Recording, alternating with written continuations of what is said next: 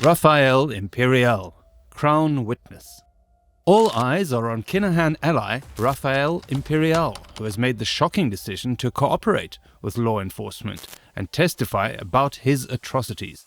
The Camorra and other criminal organizations in Europe and South America are closely linked to Imperiale, who is regarded as one of the world's largest cocaine dealers. Join us here on the Wanted Fugitive channel as we discover more about this story and what it means for the Super Cartel and the last man standing, Daniel Kihahan. In a very shocking recent move, Raffaele Imperiale, 48, has begun the process to become a pentito, or crown witness, which prompted news reports in Italian media. One of the main suspects is Imperiale. Raffaele Mauriello, the boss of the Amato-Pagano clan from Secondigliano near Naples, is another prime suspect. Imperiale is originated from the Secondigliano clan of the Secondigliano.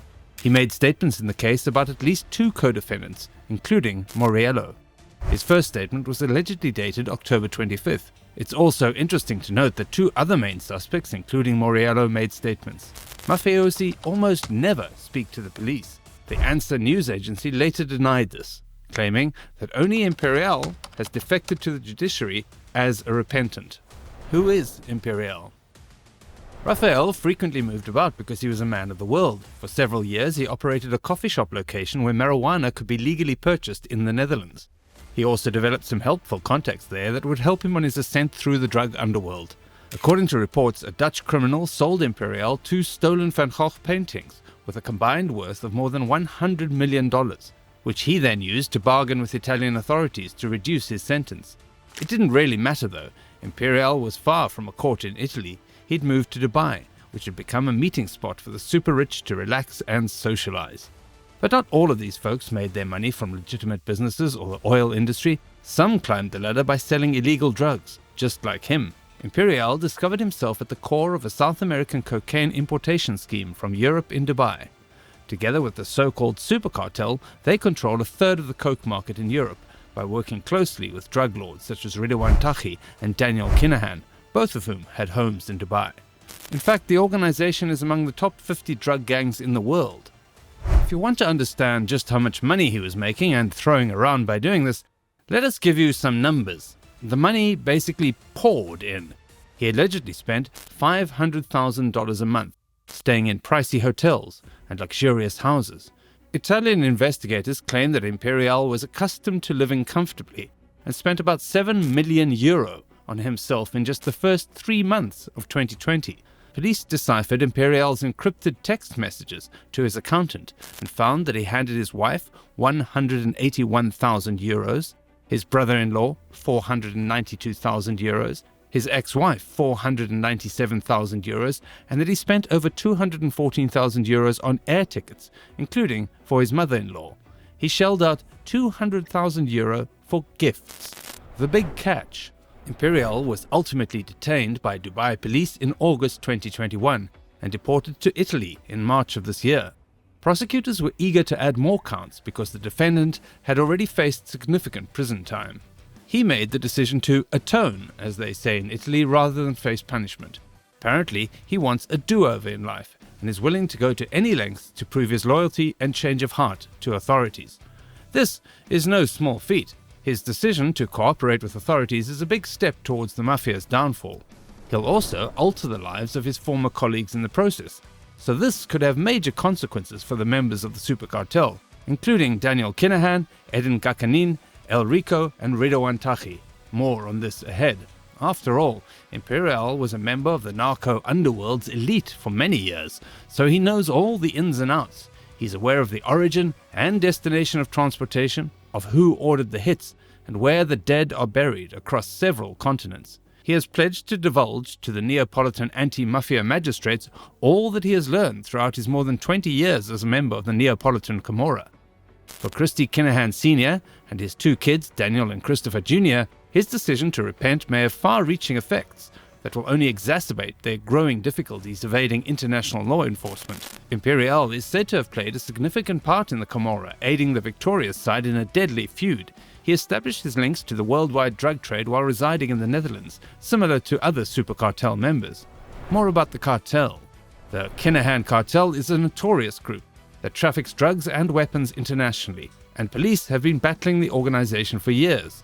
The cartel, which was established by Kinahan in the 1990s, has extensive connections to Raffaele's home countries of the United Arab Emirates, the United Kingdom, and Spain. According to estimates, they may be worth up to €1 billion. It was being run by Christie's son, Daniel, who lived a very lavish and rather public life in Dubai, often sports-washing his crimes as Tyson Fury's advisor. According to some estimates, the Super Cartel is thought to have shipped a third of all cocaine into Europe in recent years, valued at €30 billion. Operation Desert Light. Between the 18th and the 19th of November, Europol said that 49 people were detained following coordinated raids carried out by 300 police officers as part of their operation aptly named Desert Light, because for some reason all these cartel members sought refuge in the UAE. They were living under the radar until the country got serious about cracking down on illegal activities being carried out. These arrests are the most recent setback to the Kinahan's efforts to elude prosecution. Recently, news broke of the arrest of another member of the Super Cartel, Edin Tito Gakanin. The dual citizen of the Netherlands and Bosnia was detained in Dubai at the request of Dutch officials, who intend to prosecute him for his involvement in the violent narcotics gang. Another important member, Ryan James Hale, 32, was also apprehended in Dubai on behalf of the Spanish authorities as part of Network Desert Light.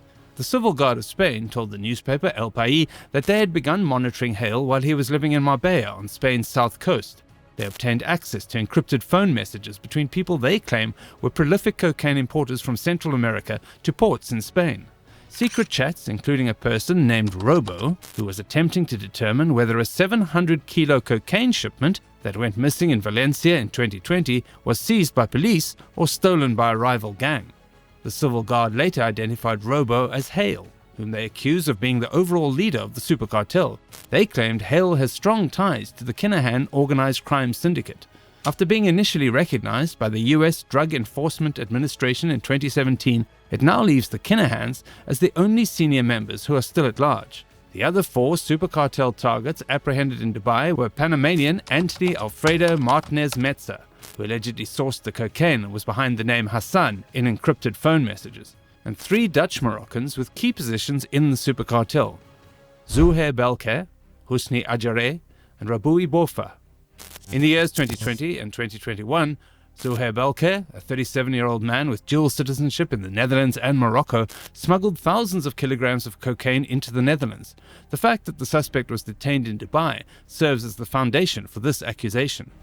In addition to the other allegations that have been made against Zuhair, he's also accused of carrying firearms and of laundering a sizable sum of money. Another member of the Super Cartel, El Rico, was apprehended in Chile in 2017. According to sources, El Rico and his distributors used to supply roughly 60% of the cocaine in Ireland. Then came the capture of Ridwan Taghi as the main suspect in at least 10 homicides. The authorities finally located him in Dubai in late 2019. He was detained in 2019 at a home in the Gulf, after being sought on international arrest orders for murder and drug trafficking. In August 2021, after an extensive investigation involving multiple law enforcement agencies, Raffaele's arrest was made quite a spectacle by Dubai police, who later produced a video of the operation.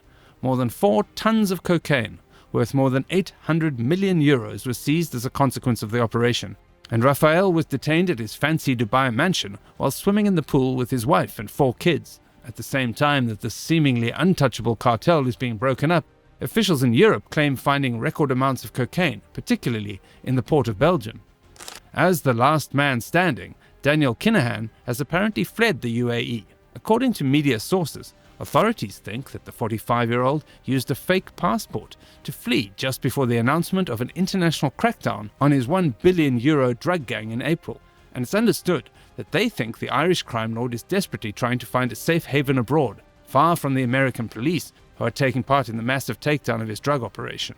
Maybe Raffaele is the one who will help in his capture. Do you think this is the end of the Kinahan cartel? Let us know in the comments down below. Be sure to give this video a thumbs up and subscribe to our channel for more. See you next time. Be safe.